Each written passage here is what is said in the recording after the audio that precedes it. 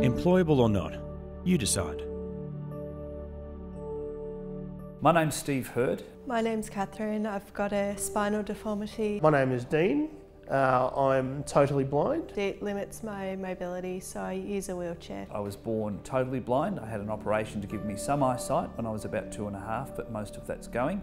I've got a degree, so I'd like to work in an area that I've trained for. I've got a law degree. Practiced law for 25 years. People don't know what someone who's blind or vision impaired is capable of.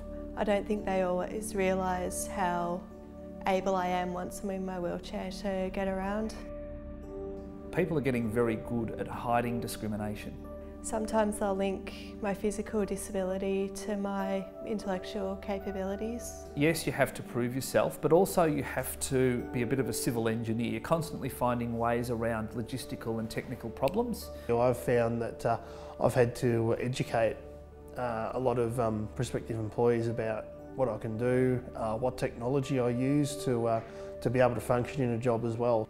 If businesses have misconceptions, then these need to be addressed, and if they're worried about workplace modifications they might need to make, to be informed what's available. The speech program I use isn't compatible with a lot of systems in the workplace. In the past 5 years, I've probably tried for over 100 jobs. In the last 5 years, I've probably had about 40 to 50 job interviews. It is soul destroying and it's very frustrating. Each knockback I've had, it's been very disappointing. If you disclose your disability and they don't give you an interview, well, you probably would have wasted your time if you'd gone to the interview anyway, because they're discriminatory. I think it's employees' attitudes to blindness and vision impairment. And I've also heard from young lawyers who are blind now that the Community Legal Centre, which is supposed to be the progressive people, are actually not helping them a great deal. Since 2003, the job participation rate of people with disabilities within the Australian Federal Public Service has reduced from 6.4% to a shamefully low 2.7% in the year 2014. This ranks Australia a low 24th out of the 27 OECD countries in employing people with disabilities in government and public service jobs. Compared with all developed countries, Australia is last in the percentage of the population with disabilities living in poverty.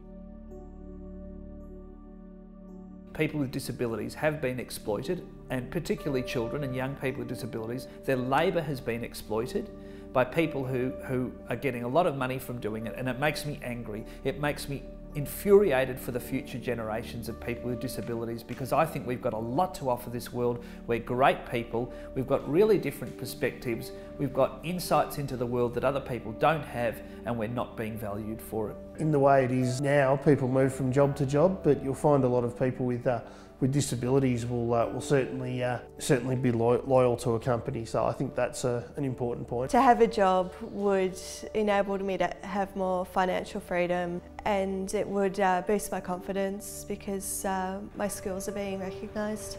You know, there should be some sort of campaign out there that particularly targeted at employees to educate them about what vision impaired people can do.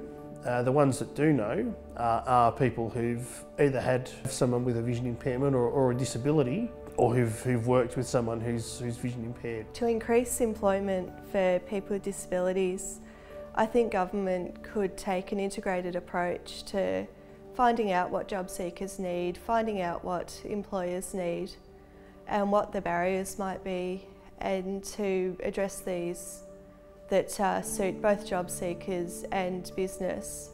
I think the perception from blind people is that things are getting worse, and I think the statistics bear that out as well in employment over the past 10 years. A campaign run by government to change perceptions could be very useful, as long as it's developed in consultation with people with disabilities and involving them so that it's in people's faces and it's real for them. We've got to think of new paradigms, new partnerships where you yourselves can make some profit out of this or get some tax write-offs, and in return you get the social dividend of increased participation of people with disabilities in the workplace. ADDE 5-point plan. You can't manage what you don't measure. Employment targets. For attitudes to change, we need people with disabilities as paid trainers. Social procurement should be in all service and supply contracts. Politicians and all levels of government should lead from the front. Disability Employment Advocate. Australians for Disability and Diversity Employment. www.adde.org.au. Telephone 03 9662 3324. Fax 03 9662 3325. Level 2, 247 Flinders Lane, Melbourne, Victoria 3000.